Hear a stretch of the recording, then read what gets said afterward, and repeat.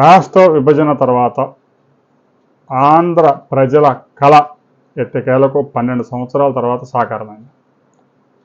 విభజన హామీల్లో భాగంగా Visakha railway zone, దక్షిణ కోస్తా రైల్వే జోన్ ఏర్పాటు చేయడానికి అప్పటి యూపీఏ ప్రభుత్వం హామీ ఇచ్చింది. సరే, 2014 నుంచి 2019 దాకా అప్పటి తెలుగుదేశం ప్రభుత్వం ప్రయత్నాలు చేసింది. భూమి కేటాయింపులు జరిగాయి, కేంద్ర ప్రభుత్వంతో సంప్రదింపులు జరిగాయి, అంతవరకు జరిగింది. 2019లో వైసీపీ అధికారంలోకి వచ్చిన తర్వాత వీళ్ళు రైల్వే జోన్ అడిగింది లేదు, ఇచ్చింది లేదు. అడిగితేనే దిక్కు లేదు, అడగకపోతే అసలు వదిలేస్తారు. మరలా 2024లో కూటమి ప్రభుత్వం అధికారంలోకి వచ్చిన తర్వాత కేంద్రంలో తెలుగుదేశం పార్టీ ఎంపీల మద్దతు కూడా అవసరం ఉండడంతో ఢిల్లీలో ఏది అడిగితే ఆ పని వెంటనే అయిపోతాం.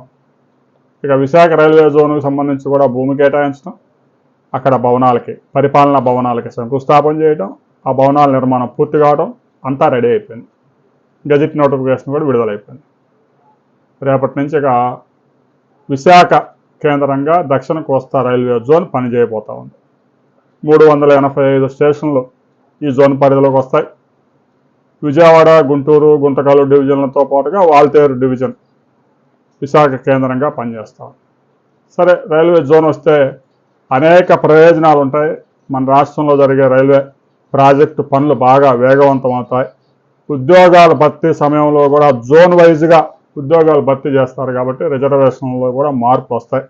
ఇప్పటికే దేశవ్యాప్తంగా 18 జోన్లు ఉన్నాయి కాబట్టి ఆంధ్రప్రదేశ్కు కూడా ఒక జోన్ రావడం వల్ల పెద్ద ఎత్తున ఆంధ్రప్రదేశ్కు ఉపయోగం జరుగుతుంది అనేది మేధావులు చెప్తున్న మాట. ఇక దక్షిణ కోస్తా రైల్వే జోన్ ఇక పని మొదలైనట్టే. ఇక ఉద్యోగాల భర్తీ కూడా ఆ జోన్ పరిధిలో ఉద్యోగాలు, ఆ జోన్ నుంచే నోటిఫికేషన్లు రిలీజ్ అవుతాయి. దానికి సంబంధించి ఒక జాబ్ నోటిఫికేషన్ రాబోతా ఉంది. ఆ తర్వాత మరిన్ని వివరాలతో మరో వీడియోలో మనం కలుసుకుందాం.